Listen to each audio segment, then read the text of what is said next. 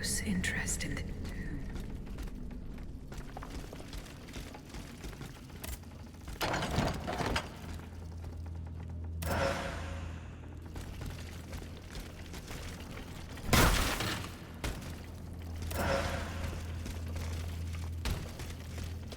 I will go to the Tuileries and follow the directions on the receipt. It also mentions the Quartier du Saint-Eustache and Rue Saint-Honoré.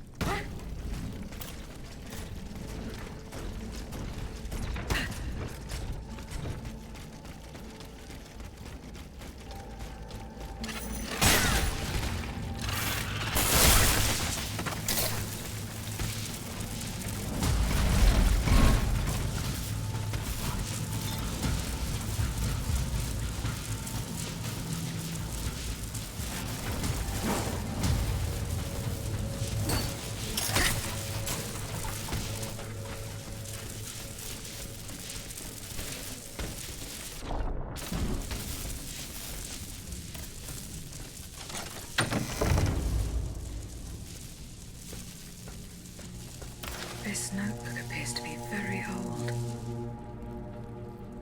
I should show it to Abbe Gregoire.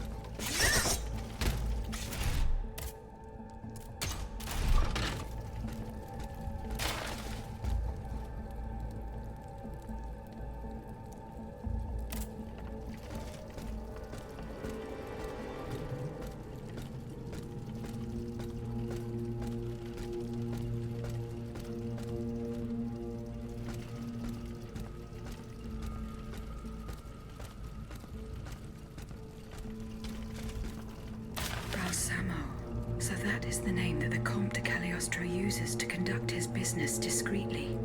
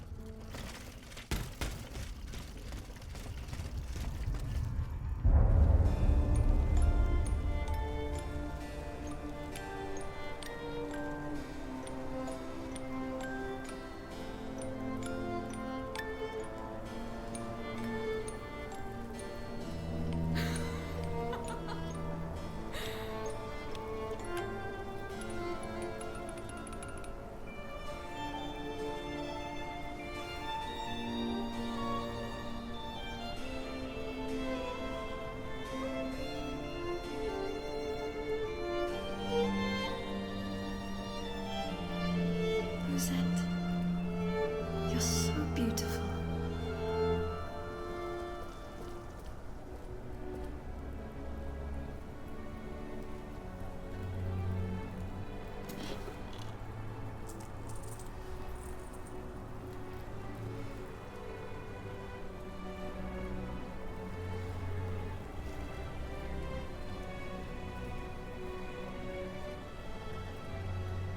You'll stay with me always, n'est-ce pas?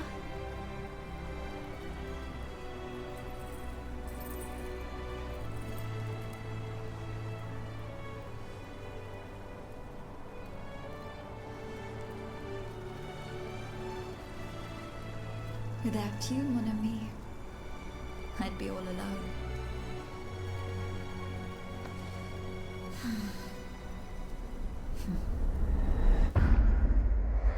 This box is covered in astronomical symbols. It's no use. I can't get it open. I should show this to Monsieur B.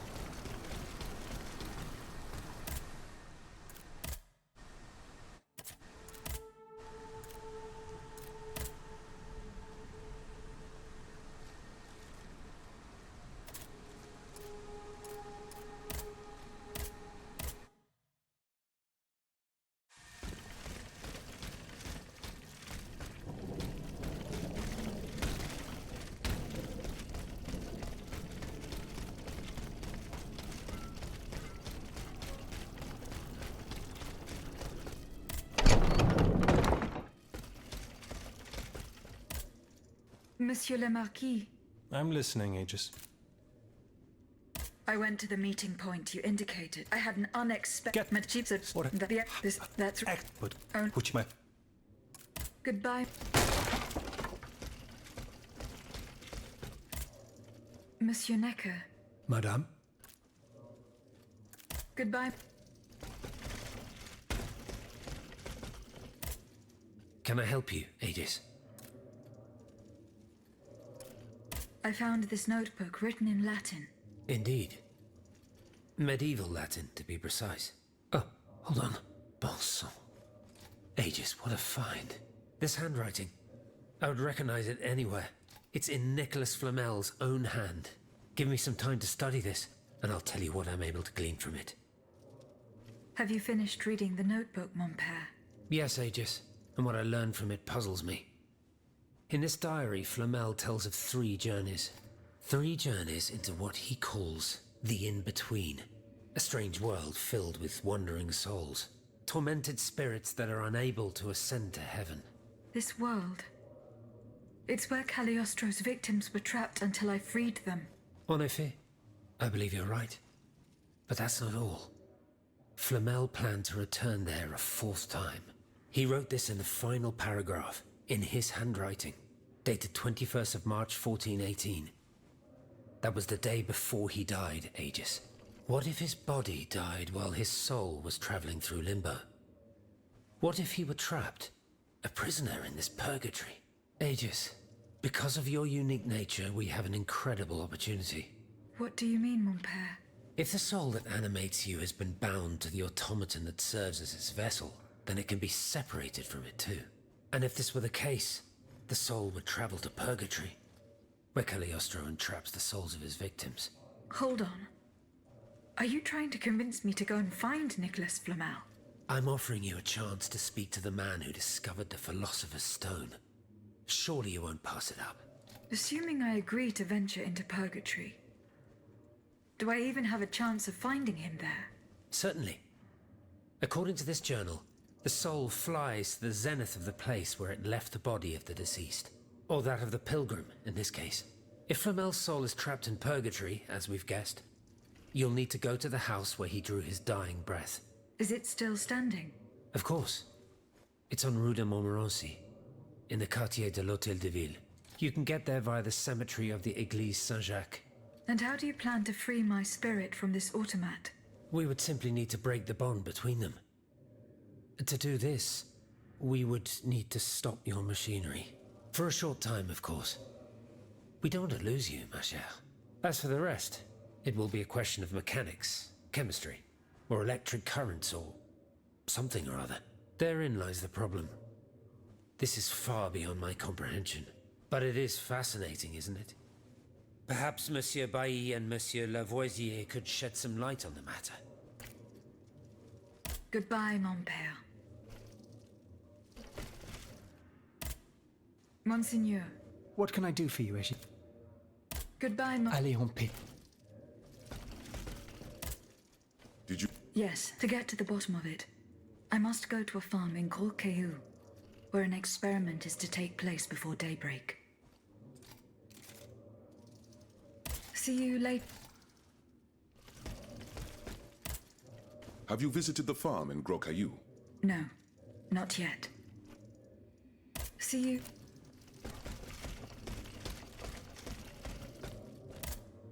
Monsieur Bailly. I found this box with astronomical symbols on it. I believe it belongs to Vaucanson's daughter. Athenais' secret box. I built it with my own hands. It was my gift to her on her 15th birthday. I wasn't able to open it. Naturellement. Athenais and I are the only ones who know how. Allow me. You must arrange the planets the way they were aligned on the day of Athenais' birth. Voila, like this.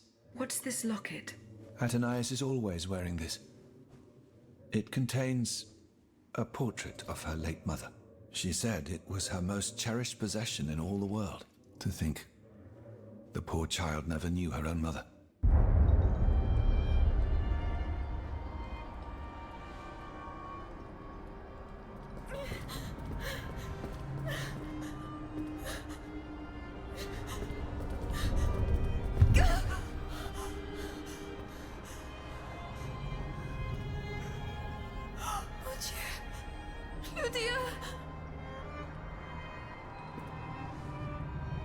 You monster! What did you do to her?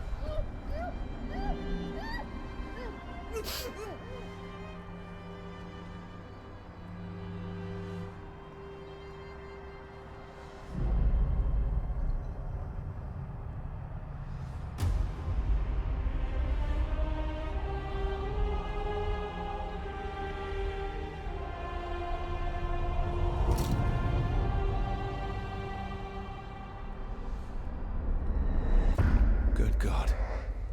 Ludia, what happened? You froze the moment you touched the locket. I thought I'd lost you. I saw her. At Anais de Vaucanson. The Comte de Cagliostro has her. Mon Dieu. It is just as I feared. He bound her spirit to an automat. Please, say no more. At Anais. It is her spirit that animates you. Is it not? Yes.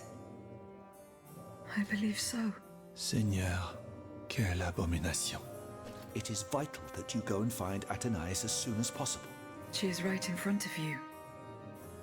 I am Athenais. Alas, I fear that is not entirely accurate. You know nothing of Athenais, Ludia. Nothing of her past, her joys, her suffering. Nothing of her love for her father. You are but the vessel that harbors the poor child's soul. Where can I find Athenais' body? God only knows. Although I assume that the Comte de Cagliostro is taking pains to keep her alive, this is certainly the only way to keep her spirit alive in you. The only way to free her is to find her body. Why was Eugène de Vaucanson imprisoned in the Bastille? Once he discovered the king's true intentions, he refused to continue cooperating with him. He refused to use his talents to create this abominable army. But the king didn't take kindly to his resignation. Eugène did manage to get a letter to me just before he was arrested. Here, take it.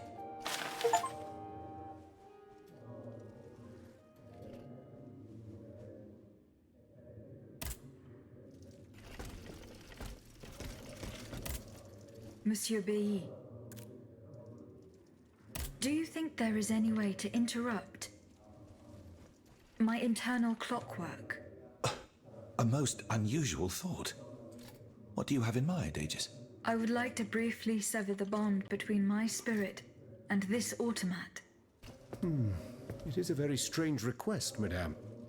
For what purpose do you seek to free your soul from its shell? According to the abbot, my spirit would then be able to visit purgatory. Oh, that dreadful place. Why on earth would you want to go there? I hope to find answers to some very important questions. You must understand, madame, that your very nature is a mystery to us. We are ignorant as to the principle that imbues you with life, nor do we know how your machinery works. That is why it is impossible for us to make even the slightest alteration. It would mean taking an unacceptable risk. Of course, if we had documents that could shed light on the matter. Antoine, the blueprints. What blueprints, mon ami? Ludia's. Eugène gave them to me when he was working on the modifications ordered by the king. He wanted my opinion on the potential for reducing the size of certain key parts. The documents are obsolete now, but they could tell us quite a bit about the mechanical principles that are shared by Ludia and Aegis. Bon sang, you're right. Where are the blueprints now? Alas, the situation is not in our favor. I kept them in the safe at the observatory, but earlier, when I went there to collect my most important documents, before setting off for the convent, I found looters making off with its contents. Blasted scavengers. Their kind are always quick to make the most of chaos. I chased them to the quays, but was unable to apprehend them. When they disappeared into an underground passageway under the Louvre, I decided it was best not to follow them. You acted wisely, mon ami. The automats are everywhere, and the marauders don't stand much of a chance. I'll try to track them down. Monsieur Lavoisier. What can I do for you, Aegis? Goodbye. So how is Monsieur Marat? I haven't met him yet. He is your own. He's holed up. As for the lanterns... Did Monsieur de Laclos tell you the secret of his explosive cannonball? No. We didn't talk about it. That's a pity. Without his help, our strategy is doomed to failure. Let's see. I know he's close to Monsieur Marat, the patriotic journalist. He's currently in hiding in the quarries of Montmartre. But please do not breathe a word of this to the Marquis de Lafayette. Those two are at daggers drawn. It would certainly end in a bloodbath. Were you present when the estate... Oui, madame. I had a front row seat. We let Goodbye. Monsieur de Mirabeau. What does this letter mean? Who gave you the right to read my correspondence? I'm curious about how you got rid of it earlier. As if it burned your fingers. To tell you the truth, you're not entirely wrong. It is a missive sent by my father, the Marquis de Mirabeau, the scoundrel who shamelessly dares to call himself the friend of man. He writes to say that he is on the brink of death, in such a desperate state that he has received extreme unction. This reprobate used his final moments on this mortal plane to send me threats yet again. He swears that he will torment me from beyond the grave. How is that possible? To my knowledge, he has not yet deigned to shuffle off this mortal coil. In any case, the satisfaction of knowing he is dead would not assuage my concern. This man is more persistent than the plague. He's capable of anything. He has spent his entire life persecuting his family. And I believe he is ready to spend his eternal rest continuing to do the same.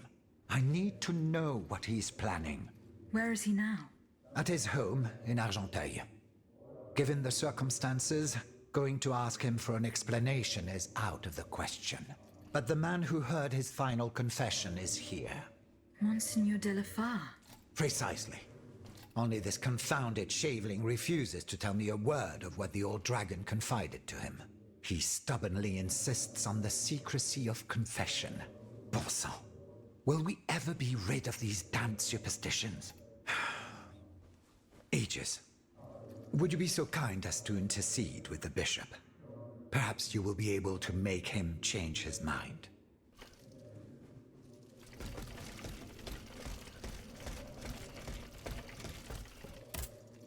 Monsieur Necker. Madame? Goodbye.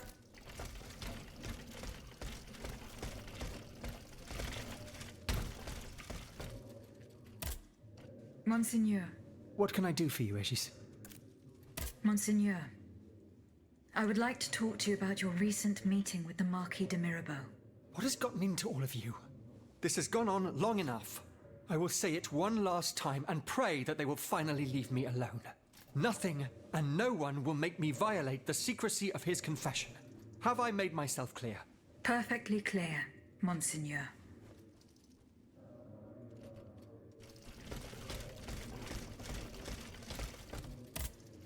Monsieur de Mirabeau. Alas, the bishop stubbornly refused to reveal anything. Damn it. I need to know what my rogue of a father is up to. Let me think. In light of the cartload of threats he sent me, it's safe to wager that my sister and mother received similar letters. They may even have already suffered his revenge. However, my sister lives in Grasse in the south of France. Unless a messenger rode 100 horses to death, she could not have received this letter. Then there is my poor mother. If you ask me, I will go to find her. Yes, it's very kind of you to offer. But I couldn't even tell you where she is staying. Your own mother? Indeed. It's a very embarrassing matter. A secret, which I beg you not to divulge. I can be discreet. Rest assured. Very well. You should know that my mother, the Countess of Covey, has lost everything. Truly. First her fortune, then her faculties. No matter what I tried, nothing could prevent her decline. It is said that she is now living on charity, in the most abject poverty in the slums of the Marais. If perchance your past takes you to this dreadful place, and if she still remembers who she is, perhaps you may meet her.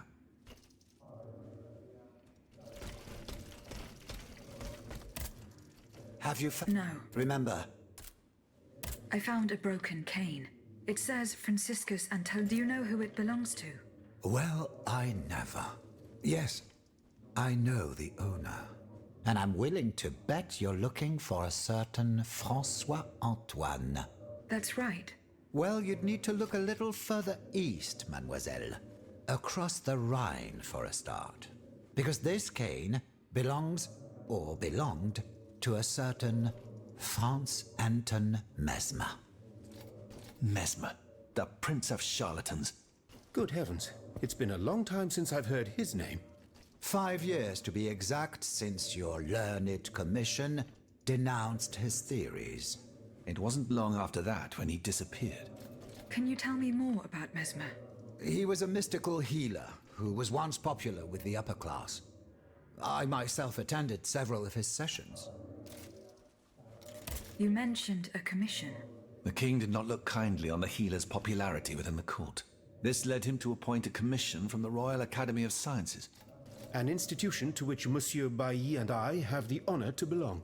We were asked to investigate his alleged powers. The experiments that we performed allowed us to determine that Monsieur Mesmer's activities were pure charlatanism, a conclusion that destroyed his successful career the moment it was published. But there was something, Sylvain. A tiny flow of energy that my devices were able to measure. My dear colleague, must I remind you again that we were never able to reproduce your observations? It was obviously a momentary failure of your equipment. Perhaps.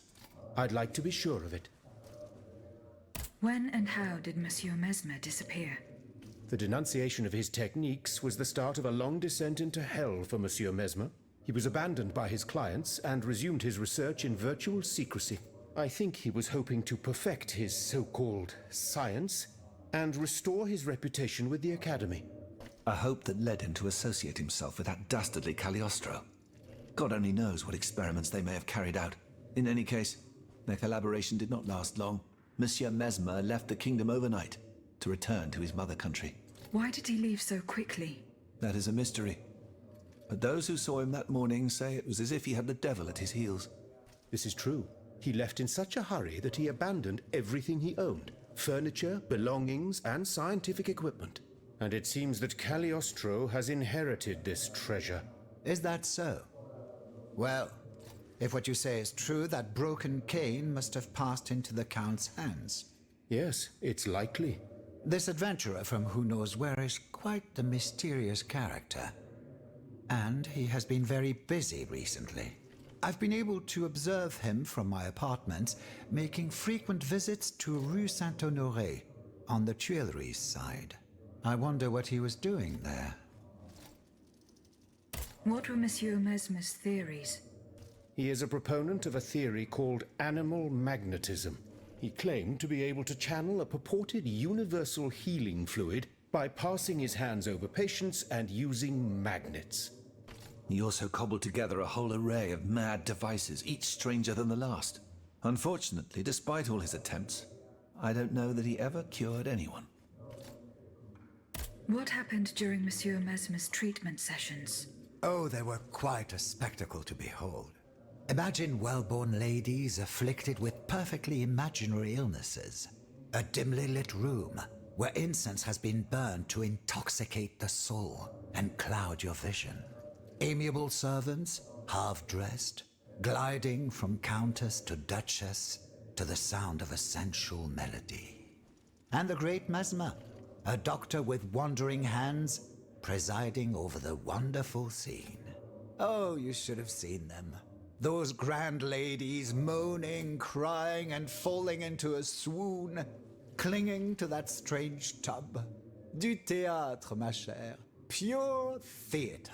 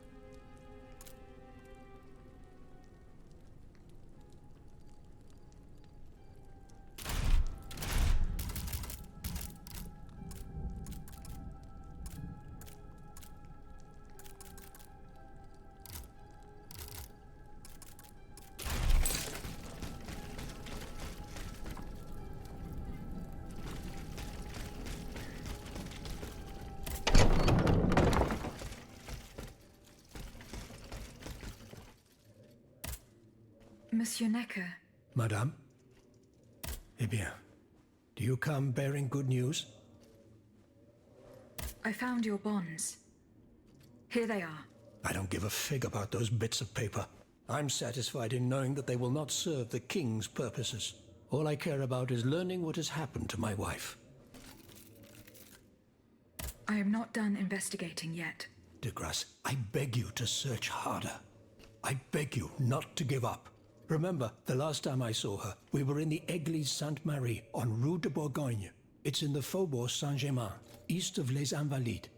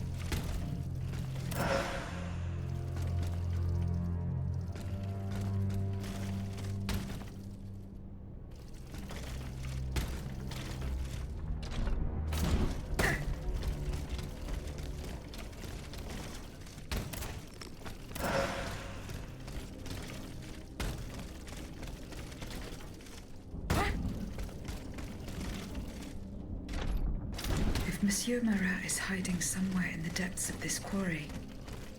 I will have to use this mobile walkway.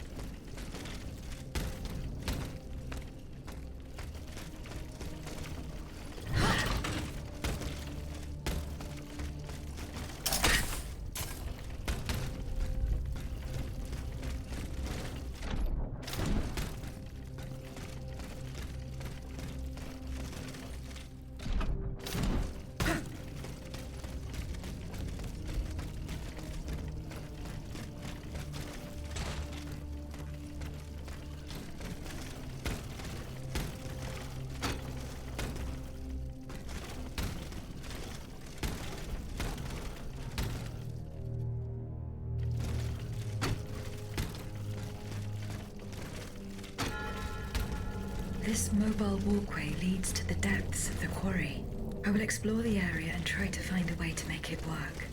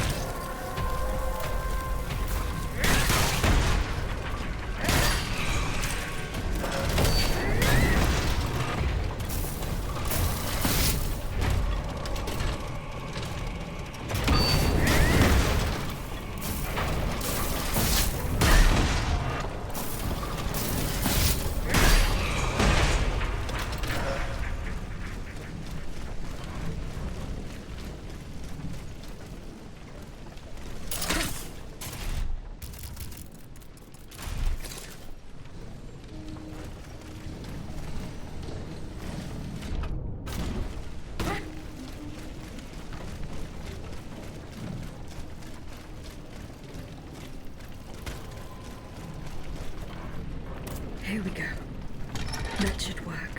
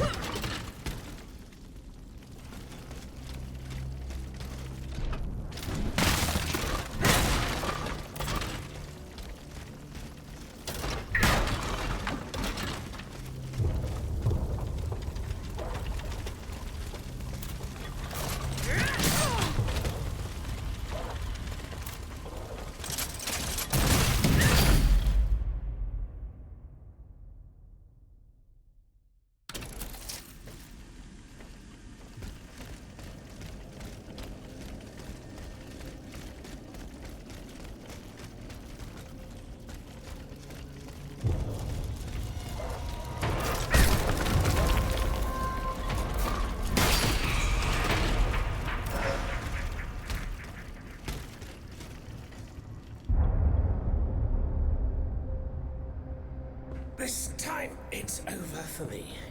The princess was ransacked, and I barely escaped from the guards sent to arrest me. I must disappear and hope that things will one day turn to my advantage. In truth, the timing is excellent. According to my informants, the king is planning a coup de force against the Third Estate. I think it's high time for all of us to go underground with you. Once we're hidden in the catacombs, we can prepare a counter-offensive in peace. Does the Duke approve of this withdrawal? Oh, that fool. He's indecisive as usual. Always busy dreaming about his cousin's crown. But I prepared the terrain. He will let me do as I please as long as I serve his interests.